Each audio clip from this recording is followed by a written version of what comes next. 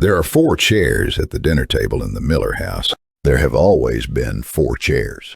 Robert bought the table 12 years ago at a furniture store in suburban Atlanta because his wife Karen said they needed something bigger now that the kids were growing. It was oak, solid, the kind of table that was built to last a lifetime, built to hold the weight of 1,000 family meals, holiday dinners, homework sessions, birthday cakes with candles, conversations that mattered and conversations that did not.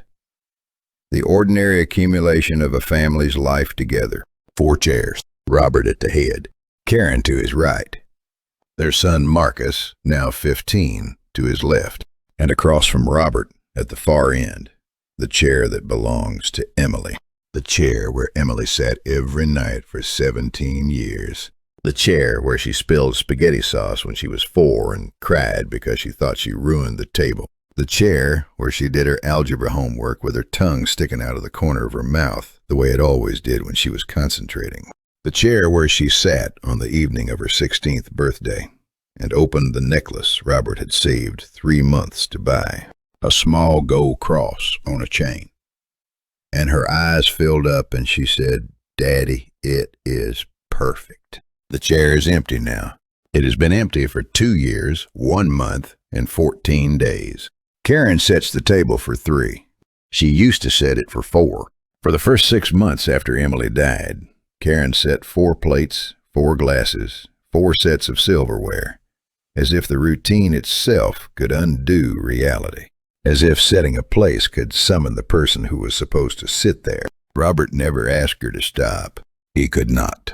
But one evening she set 3 places instead of 4, and when she sat down, she looked at Robert, and her eyes said everything that words could not.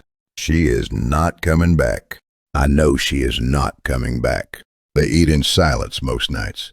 Marcus pushes food around his plate. He is 15, and he has not been 15 the way a boy is supposed to be 15. He does not play video games with his friends anymore. He does not argue about curfew. He does not make noise. He exists in the house like a shadow, moving quietly from room to room, trying to take up as little space as possible, as if he understands intuitively that the grief in this house is so large that there is barely room for the living. Robert eats because his body requires it. The food has no taste. Nothing has taste anymore. Nothing has color. The world since Emily died is a muted, washed-out version of itself, like a photograph left too long in the sun. The grass is still green, but it is not the green he remembers. The sky is still blue, but it is not the blue that used to make him stop and look up and thank God for beauty. There is no thanking God anymore. There is no God anymore. Not for Robert. God died on a Tuesday evening in October, on a stretch of highway 6 miles from the Miller house at approximately 7:43 p.m., when a 20-year-old man named Tyler Richardson ran a red light at 67 miles per hour with a blood alcohol level of .19 and hit Emily's car on the driver's side and killed her instantly. The police said she did not suffer. Robert has always wondered how they could possibly know that. How does anyone know whether a 17-year-old girl suffered in the fraction of a second between impact and death? How does anyone measure pain that happens faster than a heartbeat? The officer who came to the door that night was young, younger than Robert expected. He had a face that was not yet hardened by the work of delivering the worst news a human being can receive. He stood on the porch in his uniform, hat in his hands, and Robert knew before the man opened his mouth.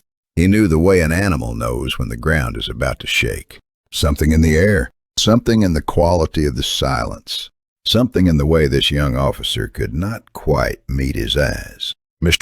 Miller, I am sorry to inform you." Robert does not remember the rest of the sentence. He does not remember falling. Karen told him later that he fell, that his legs gave out and he went down on the porch like a building being demolished, straight down, and the officer caught him and helped him to the steps, and Robert sat there on the cold concrete with his head between his knees, and the world ended. Not the world, his world.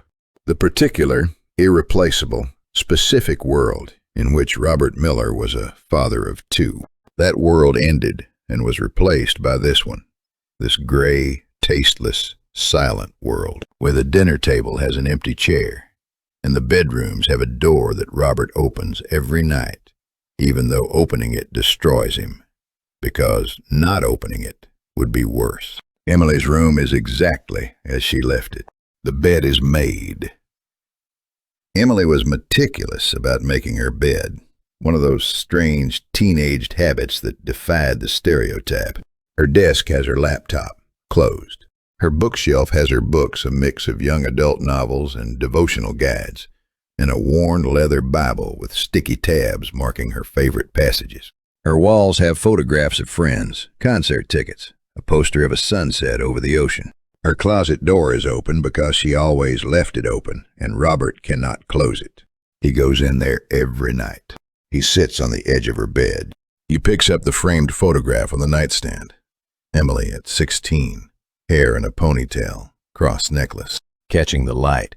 Smiles so wide it seems physically impossible for that much joy to fit on one face.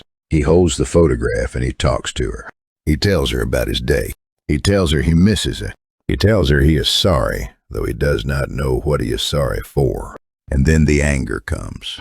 It always comes.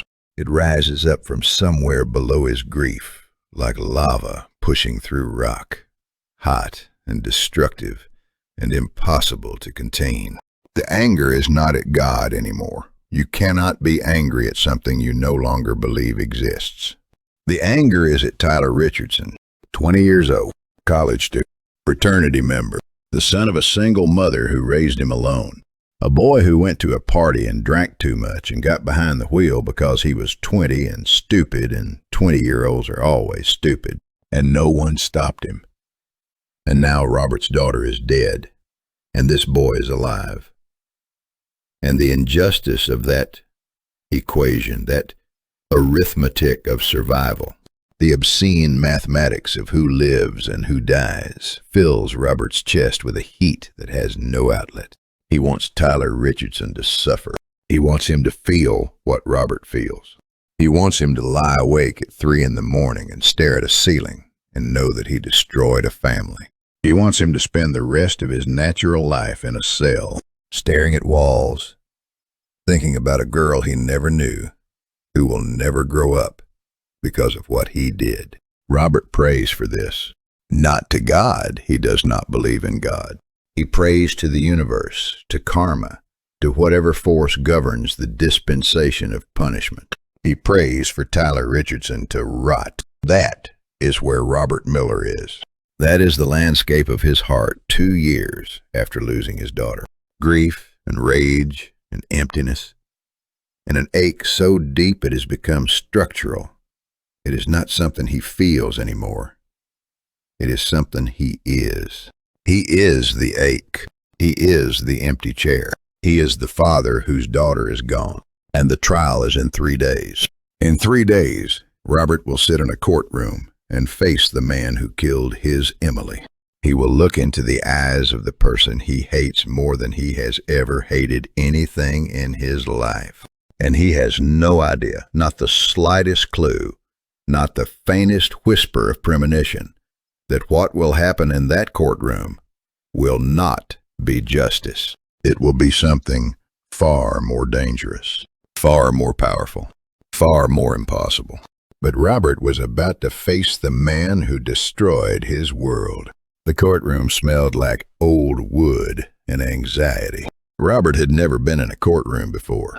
He had lived 50 years as a law-abiding, tax-paying, church-going, formerly church-going, middle-class American who had never had reason to stand before a judge or sit in a gallery or walk through a metal detector in a government building.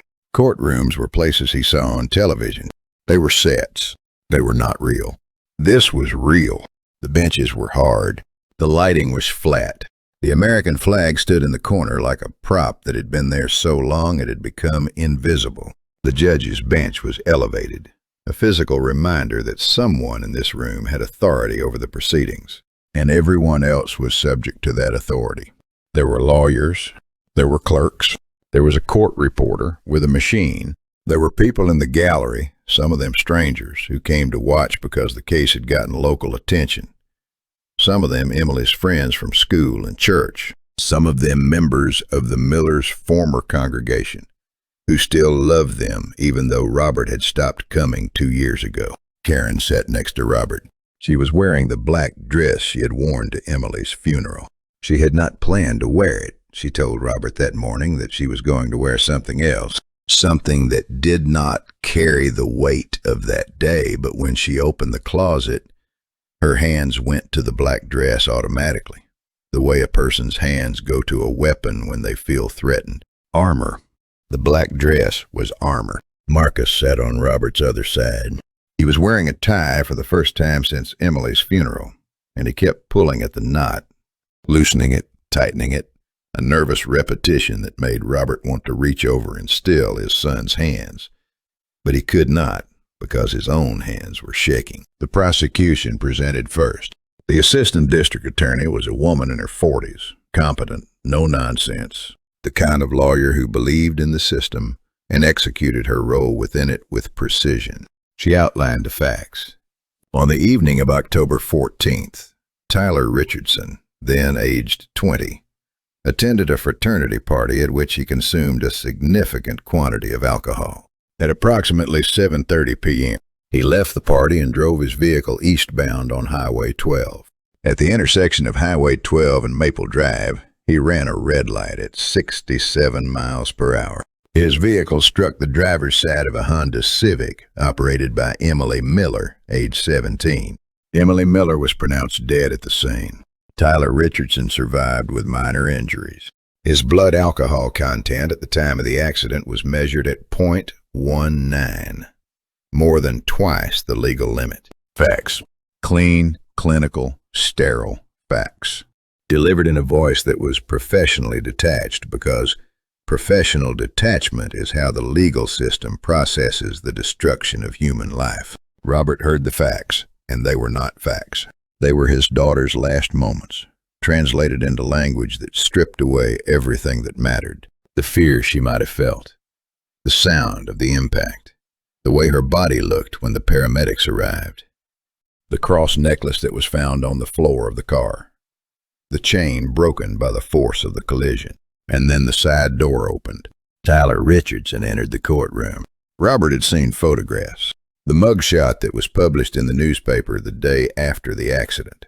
A boy with dark circles under red eyes, looking at the camera with the dazed, hollow expression of someone who has just woken up to a reality that he cannot process.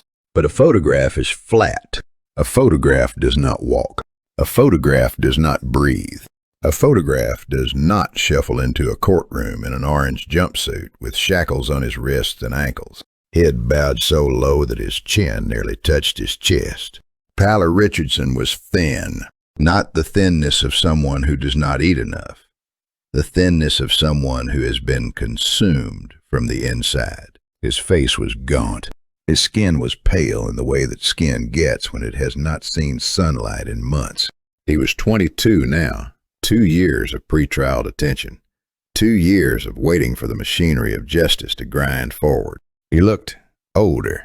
He looked like a man carrying something so heavy that it had compressed his spine and aged him a decade. He did not look up. He did not look at the judge. He did not look at his lawyer. He did not look at the gallery. He kept his eyes fixed on the floor, as if eye contact with any human being in this room was more than he deserved. Robert stared at him. He stared at the top of Tyler Richardson's bowed head, and he felt the rage ignite like gasoline meeting a match. This was the person.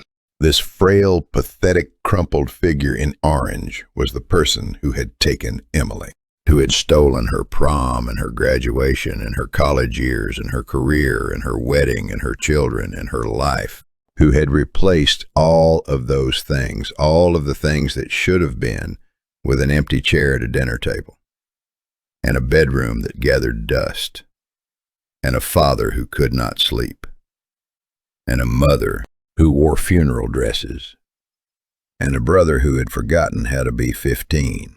Robert's fists clenched, his jaw locked. The tendons in his neck stood out. Karen put her hand on his arm, not to comfort him, to anchor him, to keep him in his seat, because she knew, without looking, that every cell in her husband's body wanted to cross that courtroom and put his hands on Tyler Richardson's throat. The prosecution presented evidence, photographs of the scene.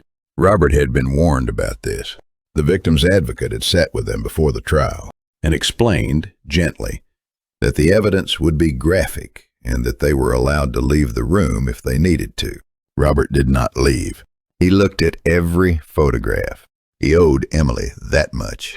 He owed it to her to see what was done to her, to absorb it, to carry it. The car was unrecognizable. The driver's side was crushed inward so completely that it looked less like a car and more like a piece of metal that had been fed through a compactor. The impact point was exactly where Emily's body would have been, where Emily's body was. Karen broke. She made a sound that Robert had heard only once before, at the hospital, when they were told Emily was gone. It was not a cry.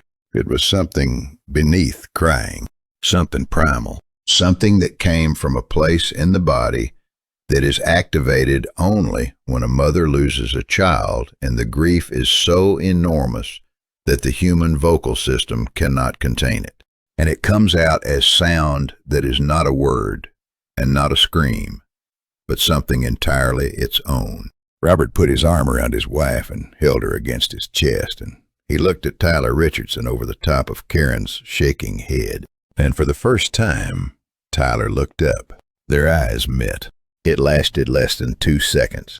Tyler's eyes were full of something that Robert refused to name, refused to acknowledge, because acknowledging it would complicate the simple, clean, necessary narrative of villain and victim that was keeping Robert alive. Tyler's eyes were full of horror, not the horror of a man facing consequences, the horror of a man facing what he had done. Robert looked away. He did not want to see that.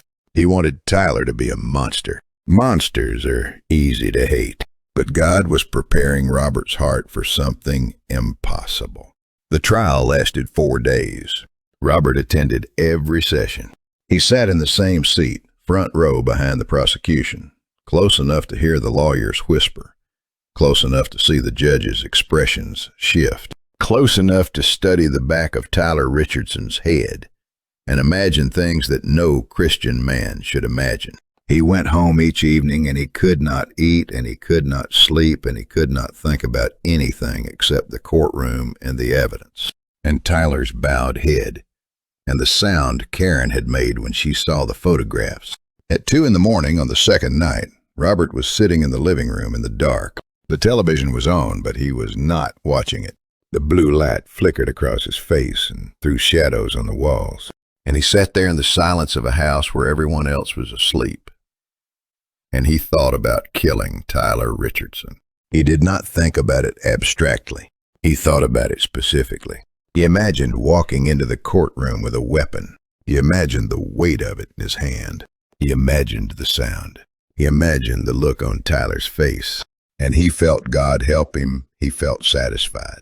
The fantasy gave him something that 2 years of grief had not provided: a sense of agency, a sense of justice, a sense that the scales could be balanced, that the unbearable inequity of Emily being dead and Tyler being alive could be corrected by Robert's own hand. He sat in that fantasy for a long time. He let it play out in detail. And when it was over, he felt nothing. The same emptiness, the same hollow ache. Because revenge, even in imagination, fills nothing. It is the junk food of the soul, temporarily satisfying and ultimately nutritionless. Robert got up and walked through the dark house. He walked past Marcus's room, where his son was sleeping the thin, restless sleep of a teenager with nightmares. He walked past the master bedroom, where Karen was not sleeping, but pretending to, the way she pretended every night, so that Robert would not worry. and he walked to Emily's door. He opened it. He went in. He sat on the bed. He reached for the photograph on the nightstand. The same photograph he reached for every night. But tonight, his hand knocked something else to the floor. A book. It fell with a soft thud on the carpet. Robert picked it up. It was a journal. Pink cover. Stickers on the front, flowers and crosses, and a small fish symbol. Emily's handwriting on the inside cover. Emily Grace Miller. Private. He had not seen this journal before. He had been in this room hundreds of times in the past 2 years, but he had never noticed it, or perhaps he had noticed it and never opened it, because opening it meant entering a part of Emily's inner world that felt sacred, felt off limits, felt like the kind of thing a father should not read even after his daughter is gone. Tonight, he opened it.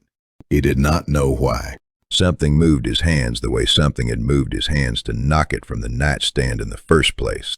He opened to the first page and began to read. Emily's handwriting was round and careful, the handwriting of a girl who took her time with words because she believed words mattered. The entries were dated. The first one was from 3 years ago when Emily was 14. They were prayers mostly, written conversations with God. Some were joyful, thank you for today, God, it was so beautiful, the sunset was insane, I think you were showing off. Some were worried, please help me with the math test, you know numbers are not my thing. Some were deep, God, sometimes I wonder if I am enough, if I am doing enough, if my faith is real, or if I am just going through the motions because everyone expects me to. Emily's faith had been genuine. Robert knew that. She had been the most authentically devout person in the Miller family. Not performatively religious, genuinely faithful. She volunteered at the church food bank every Saturday. She led a small group Bible study for younger girls. She prayed before meals without being reminded. She talked about God the way some teenagers talk about their favorite musicians, with enthusiasm and familiarity and a certainty that the object of their devotion was both real and worthy. Robert read the journal slowly. He turned pages with trembling fingers. He watched his daughter's faith mature from the simple prayers of a 14-year-old to the deeper, more complex reflections of a 17-year-old who was beginning to wrestle with harder questions. Questions about suffering, questions about evil, questions about why bad things happen to people who love God. And then he reached the last entry. It was dated October 12th, 2 days before she died. The handwriting was the same, round, careful, deliberate, but the words reached out of the page and wrapped around Robert's throat. Lord, I know I am not perfect. I know I get angry sometimes. I know I judge people sometimes. But God, I do not want to be that person. I do not want to carry hatred in my heart. It is too heavy. It takes up too much space that should be filled with you. So please, God, teach me to not hate anyone. Teach me to love, even the people who are hard to love, even the people who hurt me, because that is what you do. You love the people who hurt you, and I want to be like you. Robert closed the journal. He sat on Emily's bed in the dark, and he pressed the journal against his chest, and he could not breathe. His daughter, his 17-year-old daughter, had prayed 2 days before her death that God would keep her from hatred, that God would teach her to love even the people who hurt her. She could not have known. She could not have known that in 48 hours. She would be dead, and that the person who killed her would become the focal point of her father's consuming, all-encompassing, soul-destroying hatred. She could not have known, but God knew. God knew what was coming. And Emily's last recorded prayer was a prayer against the very thing that was now eating her father alive. Robert sat with that for a long time, the journal in his hands, the words burning in his chest. His daughter's voice, he could hear it, clear as day, the way she sounded when she was being serious, the way her voice got quieter instead of louder when she meant something deeply, saying, teach me to love even the people who hurt me. He put the journal down. He walked out of Emily's room. He went to the living room and he sat in the same chair where, hours earlier, he had fantasized about killing Tyler Richardson. And the two things existed inside him simultaneously. The rage that wanted destruction, and the echo of his daughter's voice that wanted love, and they warred in his chest. Like fire and water. And the war was so violent that Robert doubled over and pressed his face into his hands and wept. Not the weeping of grief, though grief was there. The weeping of conviction. The weeping of a man who is being shown, against his will, that the thing he is holding on to most tightly is the thing that is killing him. He did not let go. Not yet. The rage was too familiar. The hatred had become a companion, a roommate, the only thing besides grief that made him feel alive. Letting go of it felt like losing Emily all over again. So he held on. He took the war to bed with him and lay in the dark with it and did not sleep. But Emily's words were in him now, like a seed in frozen ground. And seeds once planted do what seeds do. They wait. They wait for the thaw. Then God spoke to Robert in a dream. The sentencing hearing was scheduled for Monday. On Sunday night, Robert lay in bed and tried to sleep. He had not slept more than 2 or 3 hours at a stretch in weeks. His body was exhausted, but his mind was a machine that would not power down, cycling through the same loop, the courtroom, the evidence, Tyler's face, Emily's journal, the 4 words he could not stop hearing. Teach me to love. Karen was beside him. She had been quiet all day. She had a way of going inward when things were hardest, retreating into a private space inside herself where Robert could not follow. He did not know what she was thinking. He did not know if she hated Tyler the way he did. They had not talked about it. There were so many things they had not talked about because the talking required energy that was being consumed entirely by the task of surviving. He drifted, not into sleep exactly, into the gray space between consciousness and unconsciousness, where the mind loosens its grip on logic and allows things in that it would normally block. He was aware that he was in bed. He was aware of Karen's breathing beside him. And then he was somewhere else. He was standing in a field. It was not a field he recognized, not any real geography he had ever visited. The grass was green in a way that grass is not green in the real world. Too vivid, too alive. The sky was a color he had no name for, something between gold and white, as if the light itself had a substance and a warmth that went beyond temperature. And Emily was there. She was standing in the middle of the field, maybe 30 feet from him, and she was wearing a white dress he had never seen, simple, flowing, the kind of dress that moves in a breeze that you cannot feel. Her hair was down. The cross necklace was around her neck, intact, the chain unbroken, and she was smiling. Not the wide, exuberant smile from the photograph on the nightstand. A different smile, a calm smile, a knowing smile, the smile of someone who has arrived at a place of such complete peace that the peace itself radiates outward and touches everything in its vicinity. Robert wanted to run to her. His body ached with the need to close the distance and hold her and bury his face in her hair and never let go. But he could not move. Not because he was frozen, because the moment was too full, too sacred. Moving would have disrupted something that needed to remain still. She spoke. Her voice was the same voice that had called him Daddy, that had argued about curfew, that had sung in the church choir, that had laughed in a way that made everyone around her laugh too. But it carried something new, a resonance, an authority that did not belong to a 17-year-old girl. But that seemed entirely natural coming from this version of Emily, this version that existed in this field under this golden sky. Daddy, she said, I am okay. Robert tried to speak. He could not. Daddy, I am okay. I need you to hear me.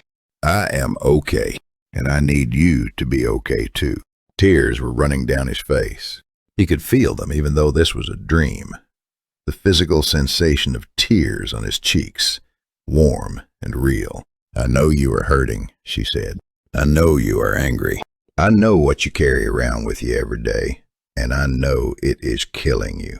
And I need you to stop. He shook his head. He did not know if the gesture was voluntary.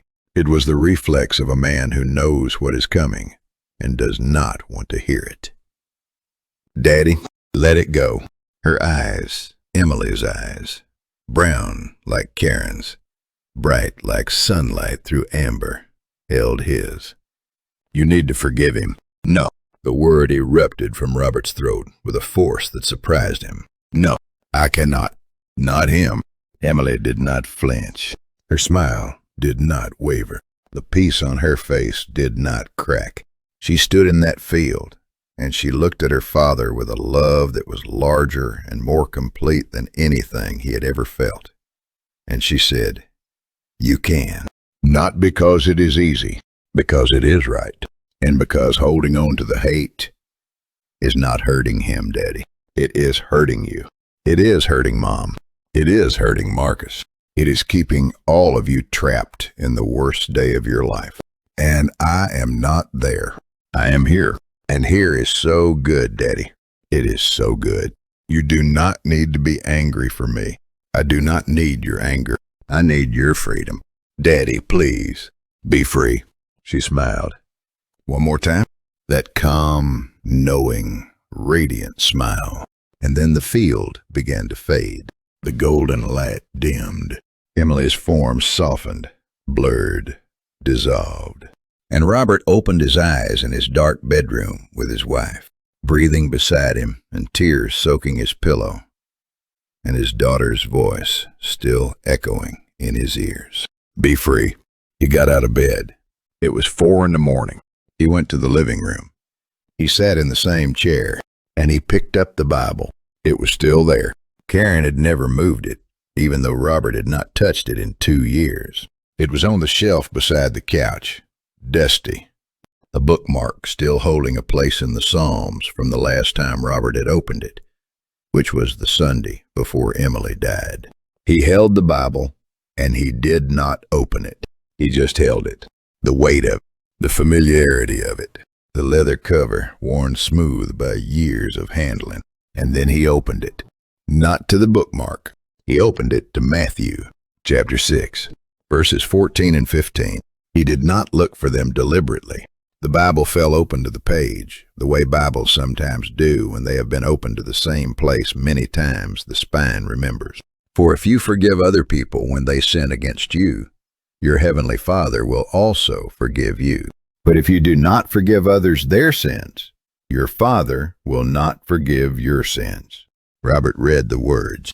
He read them again and again, and the war that had been raging in his chest for 2 years, the war between hatred and love, between revenge and grace, between the man he had become and the man his daughter's prayer called him to be. That war reached its crisis. He slid off the chair. He went down to his knees on the living room floor. He pressed his forehead to the carpet, and he prayed for the first time in 2 years. God. He could barely get the word out. The name felt foreign in his mouth, like a language he used to speak fluently and had almost forgotten. God, I cannot do this. I cannot forgive that boy. He killed my daughter. He killed my Emily. I want him to suffer. I want him to hurt. I need him to hurt, because if he does not hurt, then the only people hurting are us. And that is not fair. And none of this is fair. And you took her from me, and I do not understand why. And I am so angry, and I am so tired of being angry, and I am so tired, God. I am so tired. He was sobbing. The kind of sobbing that takes over the whole body, that shakes the shoulders and racks the ribs and makes breathing almost impossible. I cannot do this. But if you are telling me to do it, if Emily is telling me to do it, if this is what you want from me, then you have to help me. Because I do not have this in me. I do not have the strength. I do not have the grace. I have nothing. I have nothing but rage and grief and 2 years of hate. And I cannot turn that into forgiveness by myself. I cannot. So if you want this, you do it. You change my heart because I cannot change it myself. He lay on the floor for a long time, face down on the carpet, arms spread, surrendered, the way a man lies when he has been fighting and the fight has finally left him. And all that remains is exhaustion and the willingness to let someone else decide what happens next. Morning light began to filter through the curtains. Karen found him there at 6:30. She knelt beside him. She did not ask what happened. She just knelt beside him and put her hand on his back and waited. And Robert, face still pressed to the carpet, said, "I think I have to forgive him." Karen was quiet, and then she said, "I know." Robert lifted his head, tears and carpet fiber on his face. "What?" "I know," she said again. Her voice was steady. Her eyes were wet, but her voice was steady. "I have known for a while. I just did not know how to tell you." Robert sat up. He looked at his wife, and he saw something in her face that he had not seen in 2 years. Not peace, not yet, but the beginning of peace. The first crack in the wall, the first green shoot through frozen ground. They sat together on the living room floor in the early morning light with the Bible between them. And they did not talk about forgiveness in theological terms. They did not discuss doctrine or duty or what Jesus would do. They talked about Emily, about who she was, about the girl who prayed to love the people who hurt her, about the kind of person she was becoming before she was taken. And they decided together on the floor of their living room, with nothing but exhaustion and grief and the faintest, most fragile ember of faith, that they would honor their daughter's heart. Not because they wanted to, not because it felt right, not because they had experienced some dramatic spiritual healing that erased the pain, but because Emily asked them to, and because God, who Robert was not sure he believed in again, but who he was willing to try, asked them to, and because the alternative, the hatred, the bitterness, the slow spiritual death that was consuming them from the inside, was no longer survivable. What Robert did in court would shock the world. Monday morning, the courtroom was fuller than it had been during the trial. Word had spread. The sentencing of Tyler Richardson had become something more than a local news story. It had become a symbol, one of those cases that people attach themselves to, because it crystallizes something universal about justice and loss, and what we owe each other when everything goes wrong. The gallery was packed. Reporters sat in the designated press section with notebooks and recorders. Emily's friends from school were there, a row of young women who were now 19, who had graduated and started college and moved into the next chapter of their lives, while their friend remained forever 17. Members of the church were there. Neighbors were there. Strangers were there. And in the front row, Robert and Karen and Marcus sat together. Robert was wearing a dark suit. He had knotted his tie carefully that morning, looking in the bathroom mirror, and his hands had been steady, not because he was calm, because he had moved past the trembling into a place beyond nerves, a place where the body goes quiet, because the soul has already decided what it is going to do, and the body's only job is to carry it out. Tyler was brought in, the same orange jumpsuit, the same shackles, the same bowed head. But Robert looked at him differently today, not with less pain. The pain was the same. The pain would always be the same. Emily was dead, and Tyler was the reason. And no amount of grace or forgiveness or spiritual transformation could change that arithmetic. But the hatred, the consuming, corrosive, all-encompassing hatred that had defined Robert's inner life for 2 years, that was different. It was still there. He could feel it, like an old injury that aches in cold weather. But it was no longer in charge. It was no longer driving. Something else was driving now. something that Robert did not fully understand and could not fully trust, but that he was choosing, moment by moment, breath by breath, to follow. The proceedings began. The judge, an older man, late 60s, with a face that held the particular gravity of someone who has spent decades adjudicating the worst of human behavior, reviewed the case. He summarized the charges.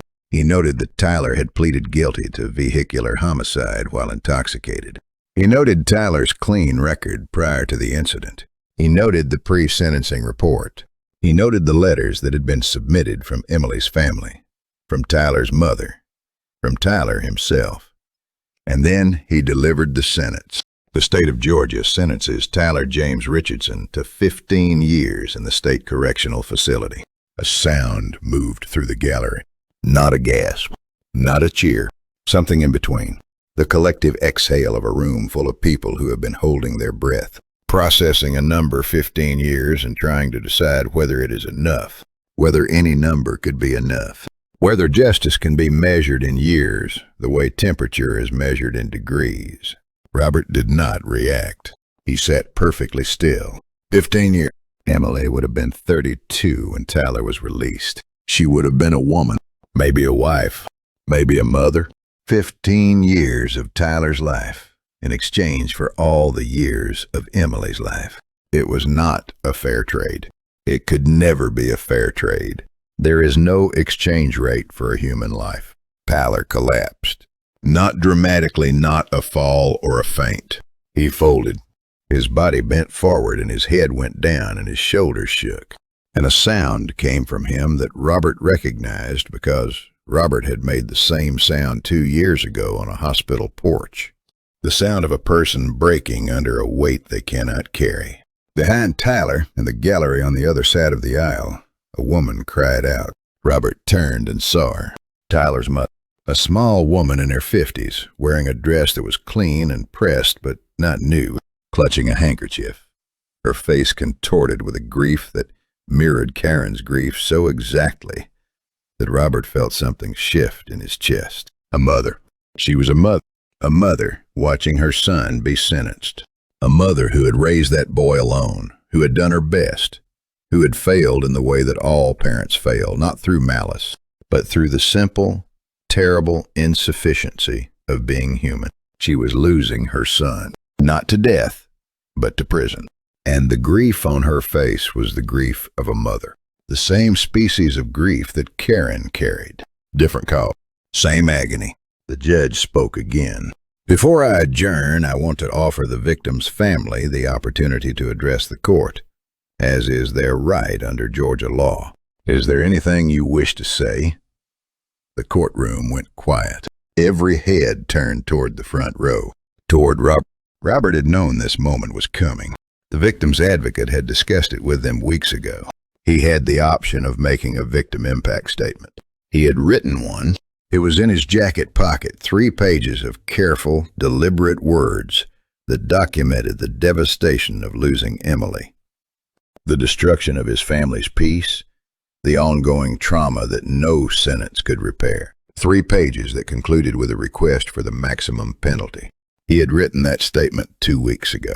Before the journal, before the dream, before the floor. He reached into his pocket. He felt the folded pages. He pulled them out. And then Robert Miller took a breath that drew from a place deeper than his lungs, from the place where Emily's voice still lived, where her prayer still echoed, where the ember of faith that he had thought was dead turned out to be not dead at all, but merely buried under 2 years of ash, still glowing, waiting for oxygen. He stood up. The courtroom held its breath. Robert's next words would change everything. Robert walked to the witness stand. He was aware of every step, the hardness of the floor through his shoes, the sound of his own breathing, the weight of the folded pages in his hand, the silence of the room, which was not the silence of emptiness, but the silence of held breath. 200 people, waiting to see what a grieving father would say to the man who killed his daughter. He reached the stand. He stood behind it. The microphone was there, positioned at mouth height, a small black instrument designed to amplify whatever came out of him, so that every person in the room could hear it clearly. He looked at the folded pages in his hand. 3 pages. 2 weeks of careful writing, every word chosen for maximum impact, every sentence designed to convey the depth of loss, the magnitude of suffering, the irreversible destruction that Tyler Richardson had visited upon the Miller family. The statement was good. It was precise. It was devastating. It would have made Tyler Richardson feel the weight of what he did in a way that no prison sentence could achieve. It would have given Robert the satisfaction of naming his pain in public, of forcing the room to absorb it, of ensuring that the record reflected the full scope of what was lost. Robert looked at the pages. He looked at Tyler. Tyler was not looking at him. Tyler's head was bowed. His hands were folded on the table in front of him, shackles visible. His lawyer sat beside him with a hand on his shoulder. Tyler's body was rigid with the effort of holding itself together. Robert looked at Karen. She was looking back at him. Her eyes were clear. She gave him the smallest nod, a nod that said, "Whatever you are about to do, I am with you." Robert looked at the pages one more time, and then he folded them. Slowly, deliberately, he folded the 3 pages in half, and then in half again, and he put them back in his jacket pocket. A murmur went through the gallery. The judge leaned forward slightly. The prosecutor glanced at her co-counsel. Something was happening that was not in anyone's script. Robert adjusted the microphone. He cleared his throat. And when he spoke, his voice was steady in a way that surprised even him. It was not the steadiness of anger. It was not the steadiness of rehearsal. It was the steadiness of a man who has been broken so completely that there is nothing left to break. And, in the absence of everything he used to lean on, he has found something solid underneath, something that was always there, something that the rubble was hiding. "Tyler," he said. Tyler's head came up, slowly, reluctantly, as if the sound of his own name in Robert's voice was a physical force pushing against the bowed position his body had assumed. His eyes found Robert's face, and in those eyes, Robert saw what he had refused to see at the beginning of the trial. Terror. Not the terror of punishment, the terror of confronting the person you have hurt most.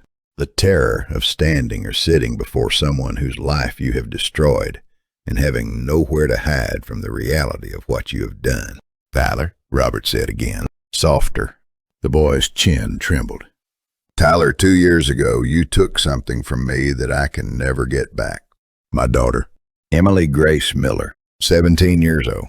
She loves strawberry ice cream and acoustic guitar and the color yellow and singing too loud in the car. And she had this laugh that would fill up the whole room and make everyone around her laugh too, even if they did not know what was funny. She was the best thing I ever did.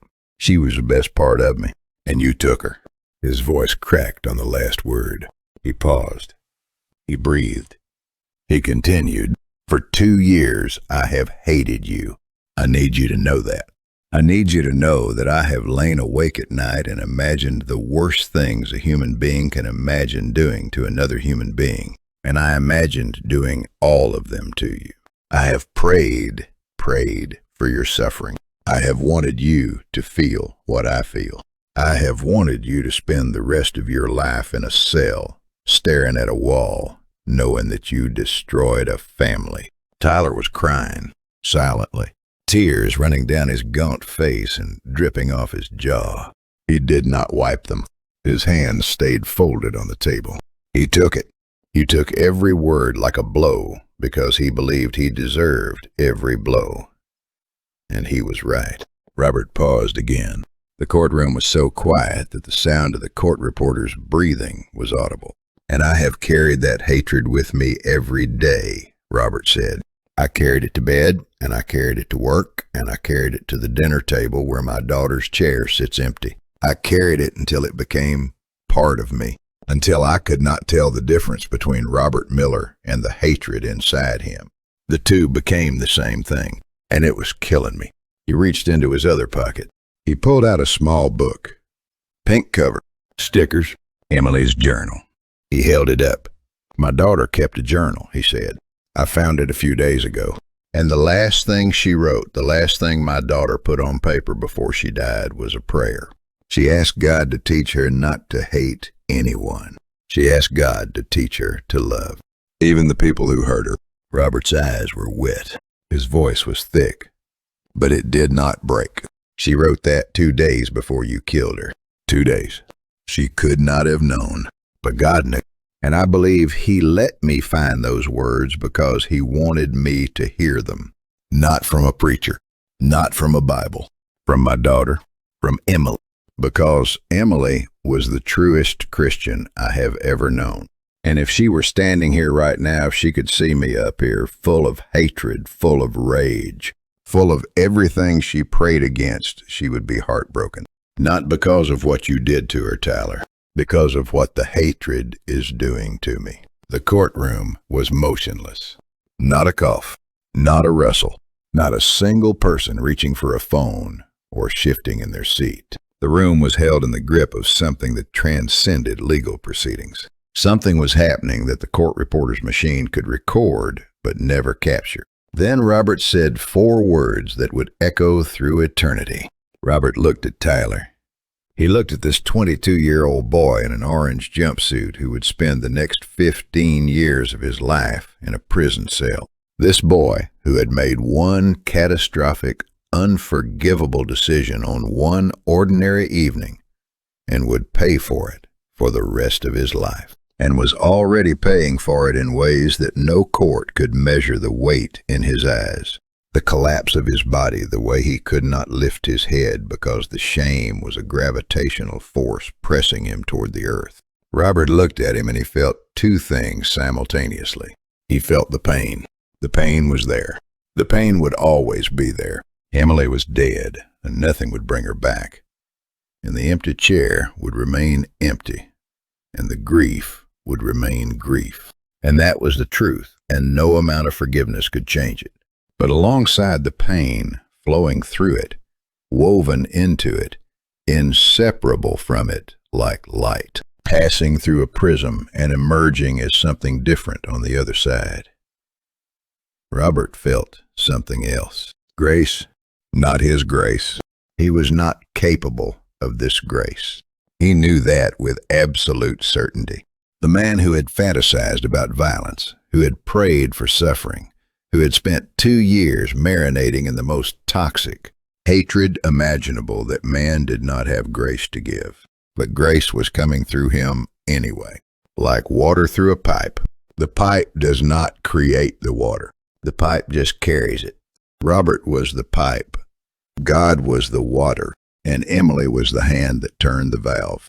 Tyler, Robert said, I forgive you. The words came out, and the air in the courtroom changed. Not metaphorically, physically, as if the molecules rearranged, as if the temperature shifted, as if the walls expanded. Something happened in that room when those 3 words were spoken that every person present would later describe in their own way. The judge would call it the most extraordinary moment in his 40 years on the bench. A reporter would write that the room seemed to vibrate. A woman in the gallery would tell her pastor that she felt the Holy Spirit move through the room like a wind. But all of them were describing the same thing: the presence of God in a place where a man chose mercy over vengeance. Tyler's face. I need to describe Tyler's face because it is important. When Robert said, I forgive you, Tyler's expression went through a sequence of changes so rapid they were almost simultaneous. First, confusion. The facial expression of a person who has heard words that do not compute, that do not fit any expected pattern, that the brain cannot categorize, because it has no file for a father forgiving his daughter's killer. Then shock, the realization that he heard correctly, that the words were real, that the man standing at the witness stand was actually saying what Tyler's brain was telling him he was saying. And then, and this is the part that broke the room, collapse. Not physical collapse, emotional collapse. The complete, total, catastrophic failure of every wall Tyler had built to contain his guilt. For 2 years, Tyler Richardson had held it together through sheer force of shame. He had compressed his remorse into a dense black stone inside his chest, and he had carried it, and it had crushed him slowly, day by day. But he had held on, because holding on was what he deserved. He did not deserve release. He did not deserve tears. He did not deserve the catharsis of breaking down. He deserved to carry the weight forever. That was his penance. That was his prison within the prison. And then Robert Miller said, "I forgive you." And the stone shattered. Tyler's face crumpled. His mouth opened and a sound came out that was not a word. A raw, guttural animal sound of agony and relief, so intertwined that they could not be separated. His body doubled over. His forehead hit the table. His shoulders heaved. He wept with the violence of a man who has been holding back a flood for 2 years, and the dam has just been dynamited. Robert continued. He spoke through his own tears, his voice breaking now, the steadiness giving way to the raw, unvarnished sound of a man doing the hardest thing he has ever done. "I forgive you. Not because what you did was okay. It was not okay. It will never be okay. My daughter is dead, and nothing can make that okay. But I forgive you because Jesus forgave me. Because I have done things, not this, but things that deserved punishment. Things that deserved wrath. And Jesus looked at me and said, I forgive you. Not because you deserve it, because I love you. And if he can do that for me, then I have no right to withhold that from you." He paused. He looked at Tyler, who was still folded over the table, still weeping, still broken open. "And I do not want you to rot in prison," Robert said. "I do not want you to spend 15 years staring at a wall and drowning in guilt. I want you to find God in there. I want you to find the God who my daughter knew, the God who taught her to pray for love instead of hatred. I want you to meet him, because if Emily could pray that prayer 2 days before you killed her, if she could ask God to help her love the people who would hurt her, then God can do anything. And that includes saving you." The courtroom was in shambles, quiet shambles, the kind of destruction that happens silently, internally, when something so unexpected and so powerful enters a room that it rearranges every person's interior landscape. People were crying, not some people, nearly everyone. Strangers who had come to watch a sentencing were wiping their faces with their hands. Reporters who had covered hundreds of trials were staring at their notebooks with unfocused eyes. The court reporter's hands were still. Robert looked at the judge. "Your Honor," he said, "I have one more request." The judge's eyes were red behind his glasses. His voice was not entirely steady. "What is your request, Mr. Miller?" Robert took a breath. "I would like permission to approach the defendant." The judge was silent for a moment. In 40 years on this bench, he would later tell a journalist, no one had ever made that request after a victim impact statement. He did not know the protocol. He did not know if it was allowed. He looked at the bailiff. He looked at the defense attorney. He looked at the prosecutor. And then he looked at Robert, and he saw something in Robert's face that transcended protocol. He saw a man standing at the edge of something holy. He nodded. "You may approach." What happened next made the whole world cry. Robert stepped down from the witness stand. He walked toward the defense table. The distance was maybe 15 feet. He covered it in 8 steps. 8 steps that every person in that courtroom would remember for the rest of their lives. The bailiff tensed. Instinct. Training. A family member of the victim approaching the defendant. Every protocol in the book said to intervene. But the judge had given permission, and there was something in the way Robert moved, unhurried, deliberate, his arms at his sides, his posture open, nothing clenched, nothing aggressive that communicated intention more clearly than any words could. This man was not approaching to harm. He was approaching to heal. Tyler was still bent over the table. His lawyer had his hand on Tyler's back. When the lawyer saw Robert approaching, his hand lifted. His body leaned back, making room. Tyler felt the change. He lifted his head, and he saw Robert Miller standing directly in front of him, less than 3 feet away, close enough to touch, close enough to hurt, and Robert's arms were opening. Not wide, not dramatically, just opening, the way a father opens his arms. Tyler stood up. He did not decide to stand up. His body just rose, pulled upward by a force that was not physical but was as real as gravity. He stood in his orange jumpsuit, his wrists shackled, his face destroyed by tears, his body thin and trembling. And he looked at Robert Miller, the father of the girl he killed. And he saw something that he did not deserve and could not comprehend. He saw love. Robert took the last step. He put his arms around Tyler Richardson. He pulled this boy, this broken, guilty, shattered boy, into his chest, and he held him. A father's embrace, the most ancient, most universal, most powerful gesture of protection and acceptance that the human body can produce. Tyler's body went rigid for 1 second. The way a person's body goes rigid when something happens that is so far outside their experience that the nervous system does not know how to respond. 1 second of rigidity, and then the rigidity broke. Tyler's arms came up as far as the shackles would allow and wrapped around Robert, and he buried his face in Robert's shoulder. And a sound came out of him that no one in that courtroom would ever forget. It was the sound of a man being forgiven. Not the concept of forgiveness, not the theology of forgiveness, the physical, visceral, bodily experience of being held by the person you have wronged most grievously, and feeling in that embrace that the debt is being canceled, that the weight is being lifted, that the stone in your chest is dissolving, that you are, against all reason and all justice and all logic, being given something you do not deserve. Grace, they stood there, the two of them, in the center of the courtroom. A father and the young man who killed his daughter, holding each other, weeping into each other's shoulders. The orange jumpsuit against the dark suit, the shackles clinking softly with each tremor of Tyler's body. Robert's hand on the back of Tyler's head, steadying him, the way you steady a child.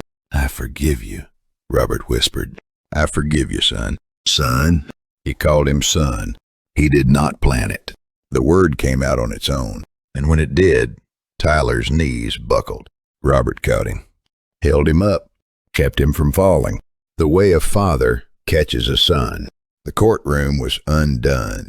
Karen was weeping, not the controlled, private weeping she had maintained throughout the trial, open weeping. Her hand was on Marcus's arm, and Marcus, 15-year-old Marcus, who had not shown emotion in public in 2 years. Marcus was crying too. His face was in his hands and his shoulders were shaking, and the tie he had been fidgeting with all morning was spotted with tears. Tyler's mother, the small woman in the pressed dress. She was standing. She had risen from her seat without deciding to, pulled upright by the same force that had pulled Tyler to his feet. Her hands were clasped over her heart, and she was watching her son be held by the father of the girl her son had killed, and the expression on her face was something that no word in any language adequately describes. It was the face of a mother watching her child receive mercy. The judge removed his glasses. He wiped his eyes with the back of his hand. He did not try to hide it. He set his glasses on the bench and he looked at the two men embracing in his courtroom, and he let the tears come. Because there are moments that transcend the dignity of the bench. Moments where the only appropriate response from anyone, judge or janitor, prosecutor or prisoner, is to acknowledge that something sacred is happening and to be silent in its presence. The court reporter had stopped typing. Her hands were in her lap. She was watching. The bailiff was standing with his arms at his sides, his jaw working, his eyes bright. Even the attorneys, trained to maintain composure under any circumstance, were visibly moved. The prosecutor's pen was still in her hand, but it was not moving. The defense attorney was leaning back in his chair with his eyes closed, his lips moving in what might have been a prayer. Robert held Tyler for a long time. He did not let go first. He waited until Tyler's sobs began to slow, until the trembling eased, until the boy's breathing approached something that resembled normal. And then he loosened his arms, not releasing, loosening. And he put his hands on Tyler's shoulders, and he looked him in the eye. "Listen to me," Robert said. His voice was quiet. "Just for Tyler." But in the silent courtroom, every word was audible. "You are going to prison, and you should go. What you did has consequences, and you need to face them. But you do not have to face them alone. God is in that prison. He is in every cell and every hallway and every moment that you feel like you cannot go on. You look for him. You talk to him. And you remember this a man whose daughter you killed stood in a courtroom and held you and called you son. If that is possible, then nothing is impossible." Tyler nodded. He could not speak. He just nodded. Robert released him.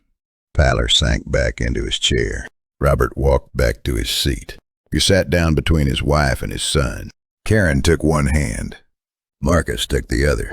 And the three of them sat there, holding on to each other, in a courtroom that had just witnessed something that none of them could fully explain, but all of them knew was real. The judge put his glasses back on. He cleared his throat. It took him a moment.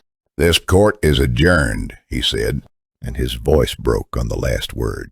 This moment would change both their lives forever. The video went viral in 24 hours. Someone in the gallery had recorded the hug on their phone, shaky footage, poor audio. A vertical video shot between the heads of the people in the row in front and posted it online that evening. By morning, it had been viewed 2 million times. By the end of the week, it was on every major news network. By the end of the month, it had been seen by over 50 million people in 70 countries. Father forgives daughter's killer in court. The most powerful moment of forgiveness ever captured on camera. He killed his daughter, and this is what he did next. The headlines wrote themselves. The story spread because it hit something universal, something that transcended religion and politics and demographics. It hit the nerve that every human being carries, the nerve that asks, could I do that? Could I forgive the person who took the thing I love most? Could I choose grace when every fiber of my being screams for vengeance? Most people watching that video answered honestly, no, I could not. And then they watched it again, and they could not stop watching because there was something in that embrace, something in the way Robert's arms opened, something in the way Tyler's body collapsed into them, something in the quality of the weeping that spoke to a hunger they did not know they had, a hunger for proof that love is stronger than hate, that mercy is possible even in the worst circumstances, that forgiveness is not just a theological concept, but a real force that can be enacted by real people in real courtrooms with real pain. Robert did not watch the video. He did not read the articles. He did not accept the interview requests that came flooding in from television producers and podcast hosts and newspaper journalists. He went home. He sat at the dinner table, and for the first time in 2 years, he reached across and took Karen's hand before the meal. And he said grace. He did not say much. He said, God, thank you for this food. Thank you for this family. Thank you for Emily. And thank you for giving me the strength to do what I could not do alone. Amen. Marcus looked at his father, and something in the boy's face, something that had been locked away, sealed behind 2 years of grief and silence and the particular loneliness of being the surviving sibling, opened.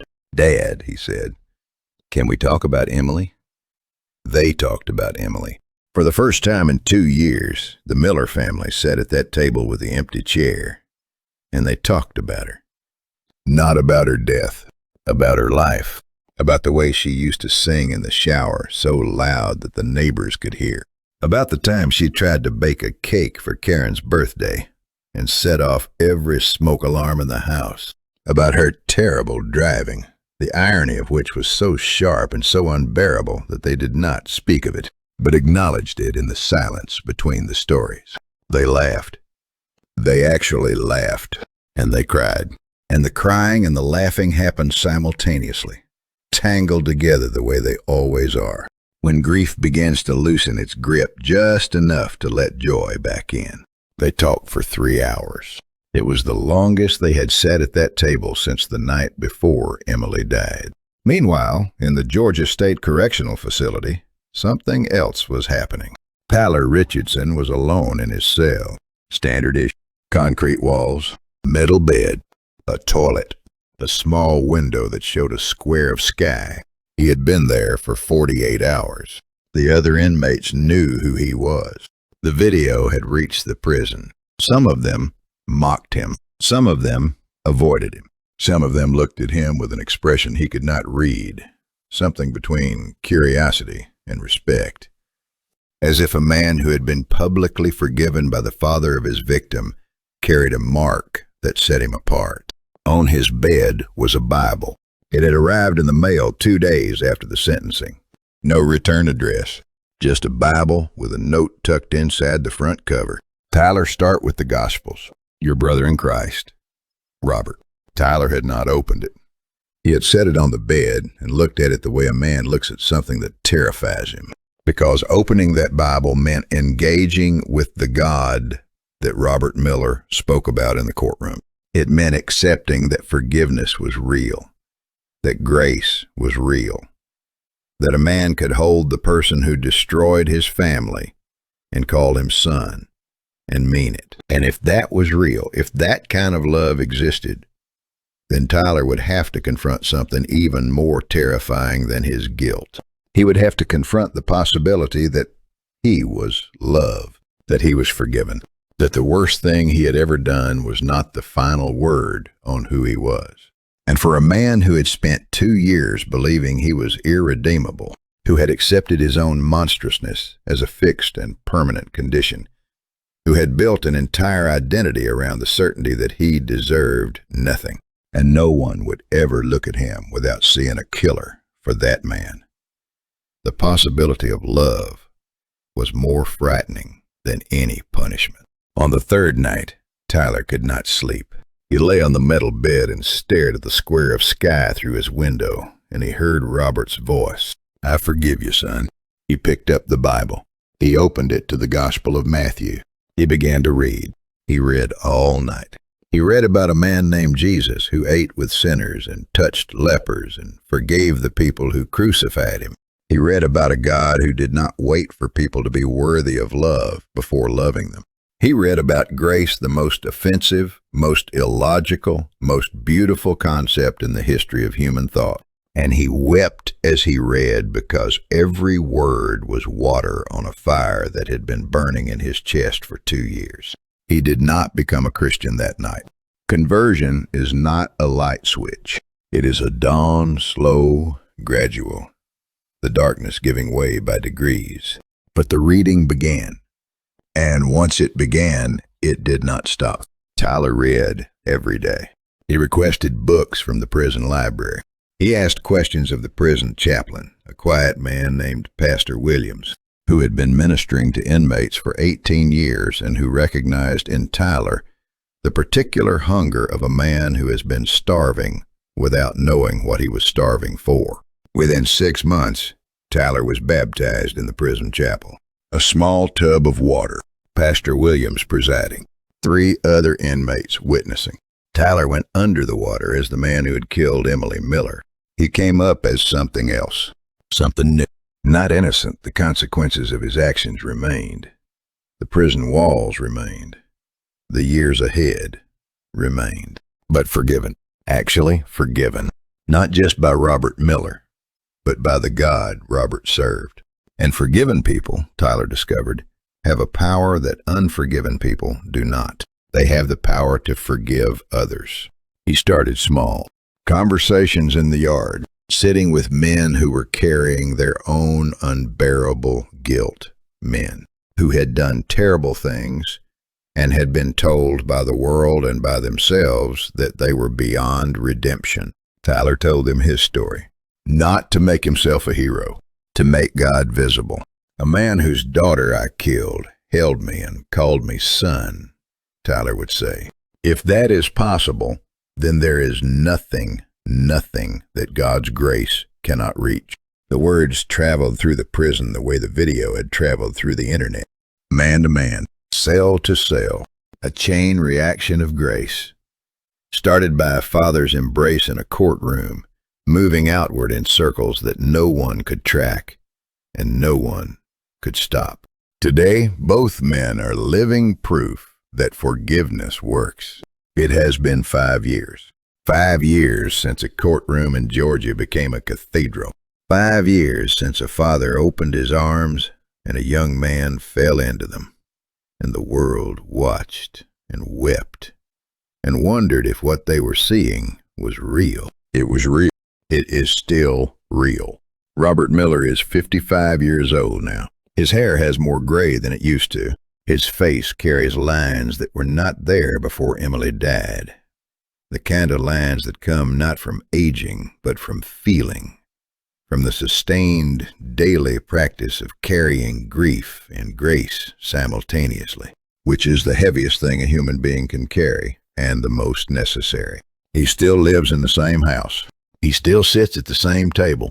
The fourth chair is still there, but it is not the same chair, and it is not the same table, and Robert is not the same man. The chair is there because Emily is still part of the family, not as a ghost, not as a wound, as a presence. The Millers talk about Emily now, freely, naturally. The way you talk about someone you love who is not in the room, but who could walk through the door at any moment. They tell her stories. They celebrate her birthday. They laugh at the things she used to say and do. They hold her memory not as a shrine to grief, but as a testament to a life that mattered, that still matters, that will matter forever. Karen is different. The black dress is in the back of the closet. She wears colors now. She leads a grief support group at the church they return to, slowly, carefully, in the months after the sentencing. She sits with mothers and fathers who have lost children, and she does not tell them it will be okay. She tells them the truth: it will never be okay. Your child is gone, and that will never be okay. But you can survive it. You can carry it. And if you let him, God will carry you while you carry it. Marcus is 20. He is in college. He is studying social work. He wants to work with at-risk youth teenagers who are one bad decision away from becoming Tyler Richardson. He wants to catch them before the fall. He says Emily taught him that, even though she died when he was 13. He says his father taught him the rest when he opened his arms in that courtroom. Robert does prison ministry now. Every Thursday evening, he drives to the state correctional facility and sits in a circle of folding chairs with men in jumpsuits. And he talks about forgiveness, not as an abstraction, as an experience. He tells them about Emily. He tells them about the hatred. He tells them about the journal and the dream and the floor and the prayer and the courtroom. And then he asks them, who do you need to forgive and who do you need to ask forgiveness from? The answers come slowly. Prison is a place where vulnerability is dangerous and honesty is rare. But Robert has a credibility in that circle that no therapist or chaplain or counselor can match. He is the father of a victim. He is the man who had every right to hate and chose to love instead. And when he speaks about forgiveness, the men in those folding chairs listen because they know he paid for the right to say what he is saying. He paid with his daughter's life and his own suffering, and 2 years of darkness that nearly destroyed him. He is not preaching theory. He is testifying from the battlefield. He visits Tyler once a month. They sit across from each other in the visiting room, the hard chairs, the supervised tables, the guards watching. And they talk. Not always about deep things. Sometimes about books Tyler is reading. Sometimes about sports. Sometimes about the classes Tyler is taking through the prison education program. Sometimes about the men Tyler is mentoring, because Tyler has become, inside those walls, a minister. Not ordained, not official. Just a man who was broken and forgiven, and who now spends his days helping other broken men find the same forgiveness. Robert calls him son. He does not do it casually. He does it with the full weight of what the word means. Tyler is not a replacement for Emily. No one could replace Emily. Tyler is something else. Tyler is the living proof that the worst thing you have ever done is not the last thing you will ever be. Tyler is the evidence that grace works, that forgiveness transforms, that the God who Robert almost abandoned is the God who took the most painful experience of Robert's life and turned it into the most powerful testimony Robert could ever give. The relationship is not uncomplicated. There are days when Robert drives to the prison and sits in the parking lot and grips the steering wheel and feels the old anger surface, like a submarine breaking through ice, sudden, cold, disorienting. There are moments when he looks at Tyler and sees, for a flash, the boy who ran a red light and killed his daughter. And the grace retreats and the rage advances, and Robert has to choose again. That is the part people do not understand about forgiveness. They think it is a one-time decision, an event, a moment in a courtroom. It is not. It is a daily practice, a discipline, a choice you make every morning when you wake up, and every evening when you lie down, and sometimes every hour in between. Some days the choice is easy. Some days it is the hardest thing in the world. Robert makes it anyway. Every day. Because Emily asked him to. Because God asked him to. Because the alternative, the prison of hatred, the cell of bitterness, the life sentence of unforgiveness, is a punishment worse than anything any court could impose. Robert speaks at churches now. He stands at podiums with a photograph of Emily on the screen behind him, and he tells the story that you have been listening to. And every time he tells it, he says the same thing at the end. The same words. The words he wants you to hear right now. Forgiveness is not for them. It is for you. He says it simply, without embellishment, without drama. The way you say something that you have learned through suffering and tested through experience, and know to be true the way you know your own name. Forgiveness is not for them. It is for you. When I hugged Tyler Richardson in that courtroom, the world thought I was giving something to him, and I was. But I was also receiving something. I was receiving my own freedom. For 2 years, I had been in a prison of my own making, a prison of hatred and bitterness and rage. Tyler was in a cell with bars, but I was in a cell too. My cell did not have a number. It did not have a sentence, but it was just as real and just as suffocating and just as inescapable until I opened my arms. When I opened my arms, I opened my cell. When I said, "I forgive you," I walked out. Tyler went to prison that day, but I was released. Robert pauses. He looks at whatever audience he is speaking to, sometimes 50 people in a small church, sometimes 500, once 1,000 at a conference, and he says, "I know some of you are carrying something. Someone hurt you, betrayed you, took something from you that you cannot get back. And you have been holding on to the anger because the anger feels like justice. It feels like the least they owe you. It feels like letting go would mean what they did does not matter. But listen to me. Letting go does not mean it does not matter. Letting go means it does not own you anymore. Forgiveness is not saying what they did was acceptable. It is saying what they did will not define the rest of my life. And then he says, if a man who lost his daughter can forgive the man who killed her, then you can forgive whatever you are holding. I promise you. Not because you are strong, because God is. Give it to him. Open your hands, open your arms, and let it go. The last thing Robert does every time is hold up Emily's journal, the pink cover with the stickers, the pages worn soft from handling. He holds it up and he reads the last entry one more time. Lord, teach me not to hate anyone. Teach me to love, even the people who hurt me. And then he closes it and he looks at the audience and he says, my daughter prayed that prayer 2 days before she died.